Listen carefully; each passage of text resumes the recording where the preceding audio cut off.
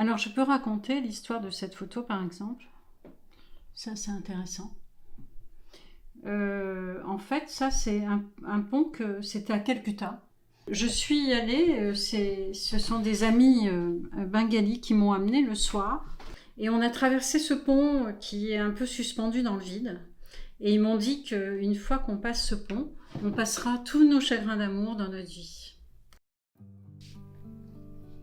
Si je dois me définir, je dirais que je suis née rue de l'Atlas, qu'aujourd'hui je suis photographe et je fais quelques films courts, et que j'aime la vie et que je tente tout ce qui est possible pour vivre la vie en poète.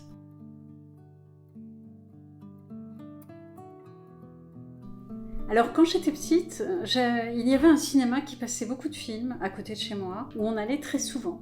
Et donc j'ai été plongée dans l'image très jeune. Et mes parents, mon père, ma mère aimaient beaucoup aussi la photographie. On avait plusieurs appareils, le Polaroid, d'autres appareils. J'ai retrouvé d'ailleurs récemment des négatifs. Et très vite, je me suis intéressée à l'image.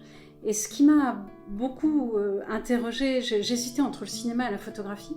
Et je trouve que dans la photographie, il y a quelque chose de magique parce que c'est une image arrêtée. Or, on n'arrête pas vraiment le temps. Ou le temps existe ou il n'existe pas, mais arrêter le temps, ça c'est vraiment la photographie qui peut le faire.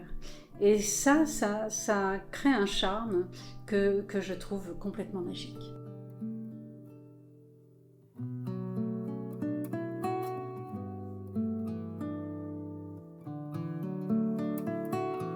Dans la photographie, c'est vrai que dans mon expérience, il y a eu un moment important.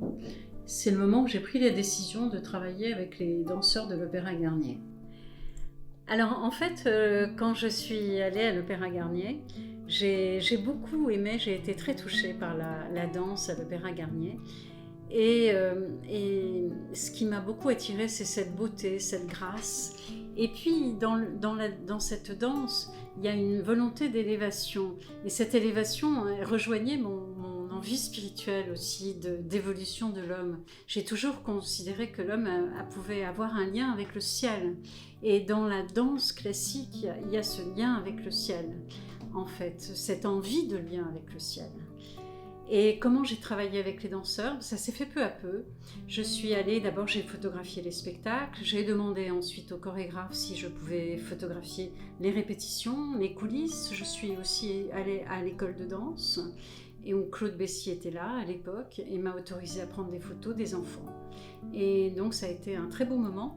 Et ça me fait penser, quand je parlais de spiritualité, à cette phrase de Proust, la première fois, Marcel Proust, quand il a découvert l'Opéra Garnier et la danse sur l'opéra, pour lui c'était comme des blanches déités qui se déplaçaient sur la scène.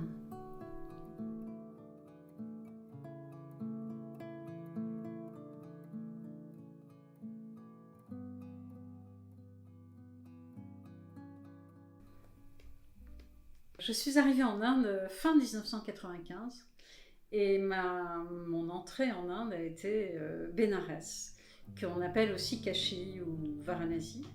Et en fait, ça a été un moment exceptionnel. Je me suis vraiment sentie très bien, assez rapidement en Inde, malgré tout ce qu'on voit qui est assez déplaisant en effet, sur la misère évidemment. Mais c'est la spiritualité qui m'a très vite intéressée et avec laquelle je suis rentrée en contact. Et je me suis sentie presque chez moi, alors que je n'avais jamais mis les pieds et que je n'ai pas d'ancêtre dans ma famille de l'Inde. Ce qui est très particulier en Inde, c'est que la spiritualité est partout. Elle n'est pas que dans les temples. Elle est dans les gestes quotidiens, elle est à l'intérieur de soi. Et puis, il y a beaucoup de différentes spiritualités. Et j'ai envie de dire que ça, c'est vraiment très particulier. Par exemple, quand on va dans des maisons, chez les Indiens, il y a des petits temples, et chacun met le dieu ou la déesse qu'il aime en fait. Les enfants peuvent avoir une déesse différente des parents. Et ce qu'il faut comprendre, c'est que ce n'est pas une religion polythéiste, mais c'est une religion monothéiste. Et c'est en fait un dieu ou une déesse qui prend plusieurs formes.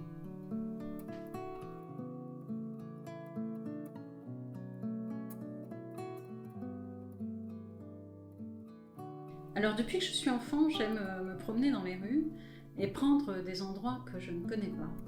Des petites rues, des places que j'ignore. Et c'est aussi ce que je fais aujourd'hui, avec ou sans appareil photo. J'aime cette découverte des lieux que je connais, qui ont pu changer, ou des lieux que je ne connais pas. Et c'est ce qui m'a poussée à travers le monde.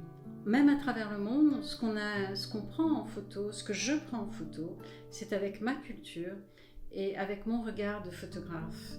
Et en fait, c'est une relation entre le monde extérieur et mon monde intérieur. Et c'est de cette relation que je témoigne.